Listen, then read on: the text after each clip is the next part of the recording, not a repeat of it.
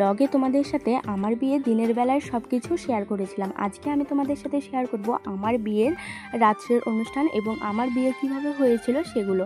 তো দেখো, রেডি হয়ে এসে অনেক তাড়ার মধ্যে রেডি হয়েছি। আগের দিনের ব্লগে তোমরা দেখেইছো 6টার দিকে আমার মেকআপ আর্টিস্ট এসেছে, তারপর আমি রেডি হয়েছি। তো মেকআপ করাতে করাতে প্রায় রাত্রি 8টা সাড়ে 8টা বেজে গেছে। তো মেকআপ খুব বেশি কমপ্লিট হয়নি, তার মধ্যেই বাড়ির লোক আমাকে তাড়া দিচ্ছিল, কারণ সব আত্মীয় স্বজন বন্ধুবান্ধব সবাই আসা শুরু করেছে, যেহেতু বন্ধুবান্ধবরা অনেক দূরের থেকে এসেছে। তো লাস্টে আমি আমার মনের মতো করে কলকাটা করতে পারিনি, মানে সব কিছুই খুব সুন্দর হয়েছে, শুধু কলকাটার জন্যই আমার মনটা একটু খারাপ হয়ে গিয়েছিল। চেয়েছিলাম গাল কলকা করতে একটু অন্যরকম করে, কিন্তু তাড়াহুড়োর মধ্যে মানে 5 মিনিট হাতে সময় নিয়ে যেভাবে পেরেছি সেভাবেই করেছি। তবু সবাই বলেছে যে ভীষণ ভালো হয়েছে। তো আমার বন্ধুবান্ধবরা এসে দেখি, তারপর আমার বাবার বন্ধুবান্ধব, তারপর আমার বাবা যেহেতু ব্যবসা করে আর ওদের লোকজন আরও অনেকেই এসেছে। যাই হোক, বাড়ি ভর্তি আত্মীয় স্বজন হয়ে গেছে রাত্রি 8:30 9টার মধ্যে। তো আমাদের লগ্নও যেহেতু তাড়াতাড়ি ছিল, 10:30 11টার লগ্ন, তো সেই কারণে আমার বড় তাড়াতাড়ি চলে আসবে, তো সেই হিসাবেই আর কি তাড়াতাড়ি রেডি হয়ে আসতে হয়েছে আমাকে। তো তোমরা প্রথমে যাদের দেখতে পারলে তাদের মধ্যে একজন ছিল আমার ছোটোবেলার বান্ধবী, তারপর মেকআপ ক্লাসের বান্ধবী, মেহেন্দি ক্লাসের বান্ধবী, কলেজ ফ্রেন্ড মানে কলেজের বান্ধবী, আবার স্কুল লাইফের বান্ধবী, যাদের সাথে ছোটোবেলার থেকে একসাথে পড়াশোনা করেছি। তার মধ্যে থেকেও অনেক বন্ধুবান্ধব আসতে পারেনি, আবার অনেক বন্ধুবান্ধব এসেছে যাদেরকে আমি ফটোতে মানে ভিডিওতে নিতেই পারিনি। মানে ফটো রয়েছে সবার সাথে, কিন্তু ভিডিওতে অনেককে নিতে পারিনি। আর অনেকেই কাজের সূত্রে মানে অনেক বন্ধু কাজের সূত্রে বাইরে থাকে, তাদের সাথেও আর কি দেখা হয়নি। আমি সবাইকে বলেছি, অনেকেই আসতে পারেনি তাদের প্রবলেমের জন্য। তো যাই হোক, যারা যারা আসেনি তাদেরকে অনেক মিস করেছি। হয়তো বা বিয়ের ব্যস্ততার মধ্যে ফোন করে বা SMS করে বলতে পারিনি যে কেন আসলি না, কিন্তু আমি সত্যি কথা বলতে সবাইকে অনেক বেশি মিস করেছিলাম। তো যাই হোক, এই ফটোটা দেখো, মানে এই গিফটটা আমাকে করেছে আমার স্কুল লাইফের বান্ধবীরা, মানে 3 জন মিলে আমাকে এই ফটোটা গিফট করেছে। আমার ভীষণ পছন্দ হয়েছে। তারপর এইদিকে আবার আমার ভাইয়ের বন্ধুরা এসেছে দেখো। আর আমাদের বিয়ের লগ্ন যেহেতু খুব তাড়াতাড়ি ছিল, মানে রাত্রি 10:30 11টার দিকে, তো সেই কারণে আমার বড় তাড়াতাড়ি চলে এসেছে। এদিকে দেখো, আমাকে ঘরে নিয়ে গিয়ে বসানো হয়েছে, আর এদিকে আমার বর চলে এসেছে।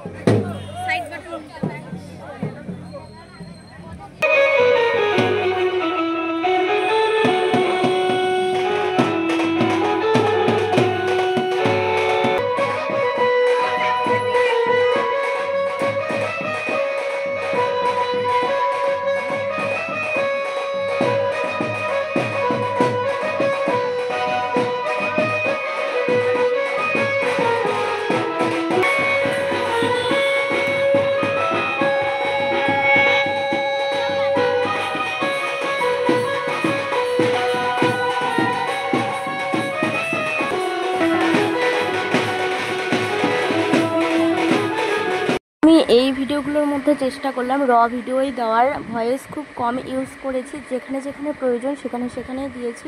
তো যাই হোক, দেখো এখানে বরমশাই বিয়েতে বসেও গেছে, আর এইদিকে আমার বোনরা, তারপর আমার বরের বাড়ির সবাই মানে বরপক্ষ যারা রয়েছে সবাই পুরো নাচানাচি করছিল, সেটাই আর কি এখানে করলাম তোমাদের সাথে।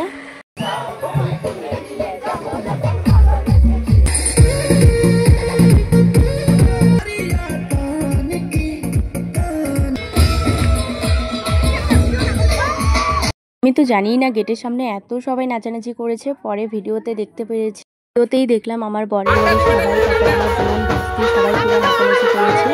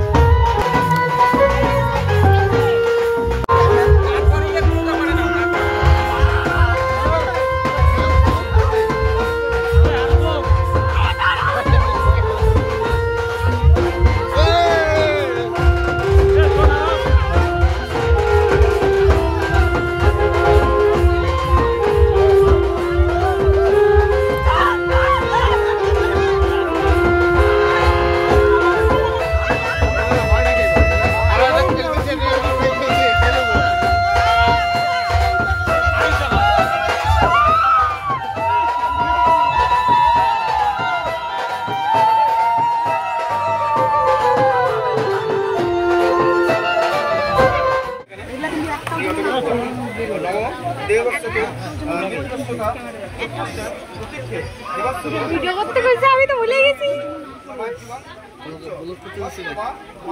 ওই ব্লগ ভিডিও বানাই তো, সেই জন্য আমাকে বলছে যে বুনু আমাকে ভিডিওগুলো করে দিস, তো আমি তো ভুলে গেছি সবকিছু। আসল কাজটা হয়ে নমস্তে বিষ্ণু যদি নিচের মধ্যে হাতটা স্পর্শ করো। নম ব্রাহ্মণ আস্তে আস্তে মুখম নাকে নম নসমে পানহস্ত নাসিকা ওকে কন্যাস্তু দেহান্ত নম নম অষ্টামি মৃঙ্গানি অষ্টাশা মে সহ সন্ত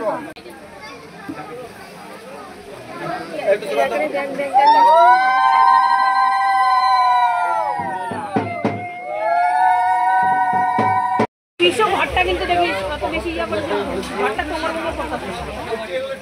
হাত ঢোকা যাবে না, ওখান থেকে হাত এই যে এরকম টান টান করতে দেখি এই জায়গাটা থেকে একটু পিছনে সরে যাও।